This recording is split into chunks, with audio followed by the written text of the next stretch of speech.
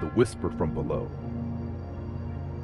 You ever hear a sound in your own home that makes you question if you're really alone? That's what happened to me last night. I live in one of those old apartments you rent when you're broke, but pretending you're not. The kind of place with more character than comfort. Slanted floors, a radiator that sighs like it's dying, and wood that talks back when you walk on it. I'd been there 3 years, long enough to know every groan, every moan, every tired breath the building took.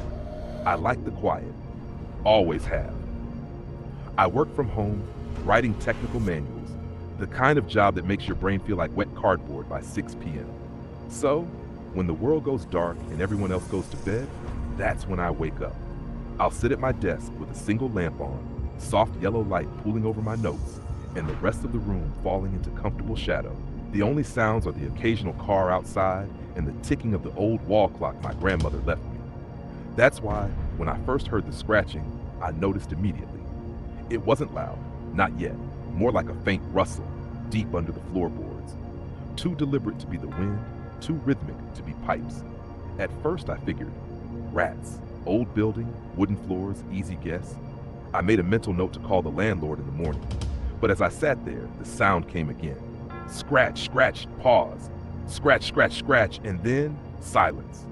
I turned down the volume of my music, listened, nothing. Still a strange unease settled in, like the air had thickened, like something below the boards had paused too, listening to me. I laughed it off, told myself I was just tired. But that night, even as I went to bed, I couldn't shake the feeling that my apartment wasn't as empty as I thought. The scratching didn't stop. It grew sharper, faster, like fingernails tapping in a rhythm meant to taunt me. Each tap sent a shiver down my spine, and yet I couldn't look away. My apartment, which had always felt like mine, now seemed alien. The familiar shadows twisted in corners. The air felt heavier. Something was waiting. I tried to convince myself it was just rats. Ordinary, mundane, harmless rats. But when the scratching paused and I swore I heard breathing, slow, deliberate, beneath the floor, every rational thought evaporated. My curiosity warred with terror. I paced, grabbed my phone, considered calling someone. Even the idea of neighbors or friends didn't comfort me. They'd laugh if I told them. They'd say I was imagining it, and then I heard it, a whisper, so faint I thought I'd imagined it. But it was there. I know you. My pulse shot up. My palms were slick with sweat. I could feel the floorboards vibrating beneath me. A simple sense of dread wrapped around me, but something stronger, a compulsion, drove me forward. I had to see, I had to know. With trembling hands, I grabbed a crowbar. The floorboard protested, creaking as I pried it up. Darkness gaped at me like a mouth. My flashlight barely penetrated it. The cavity was deeper than I could imagine. And then I saw them, tiny skeletal hands reaching out from the void. Thin, pale, twitching with unnatural intent. I froze. My legs refused to move.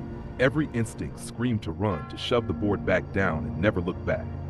But fascination, that maddening curiosity, anchored me in place. I leaned closer, squinting into the darkness. The whisper came again, louder this time, carrying a weight that made my chest tighten. I see you. I stumbled back, heart hammering, but my eyes remained glued to the shadows beneath. Questions pounded in my head. What is this?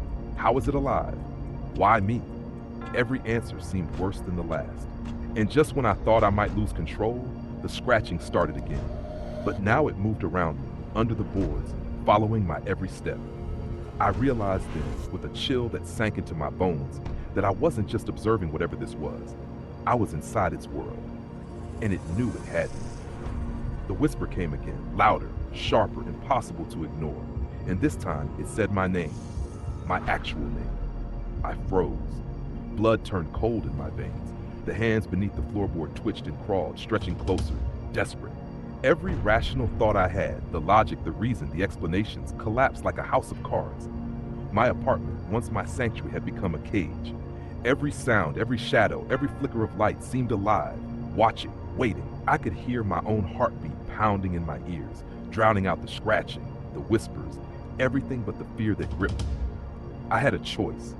Face whatever abomination was lurking beneath me, or run and leave it behind, unseen but undestroyed. My mind screamed at me to flee, to get out while I still could. But a small, irrational voice inside whispered, "You need to see it. You need to know." Panic won.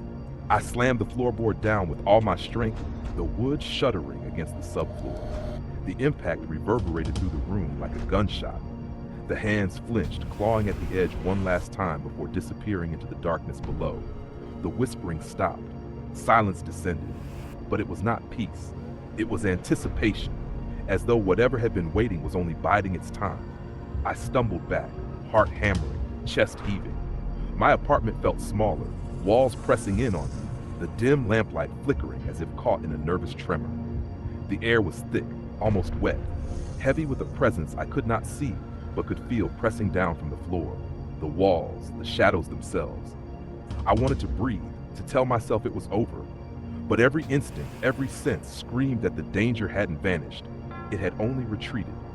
The claws of fear had sunk too deep to let go, and I knew, deep in my bones, that I had glimpsed something that would never stop wanting me, would never leave me alone.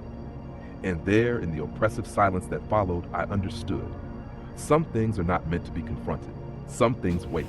And some things, once they know you, never forget.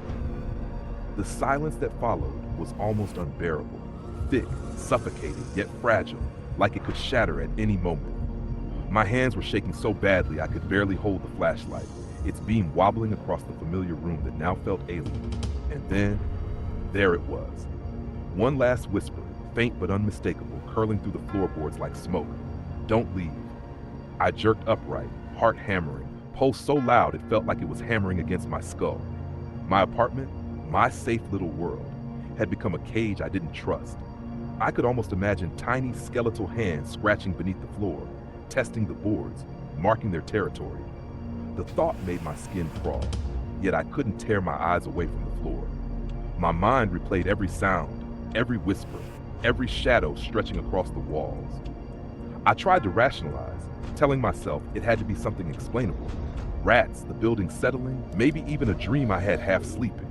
But even as I whispered the words to myself, I knew the truth. Something had been there.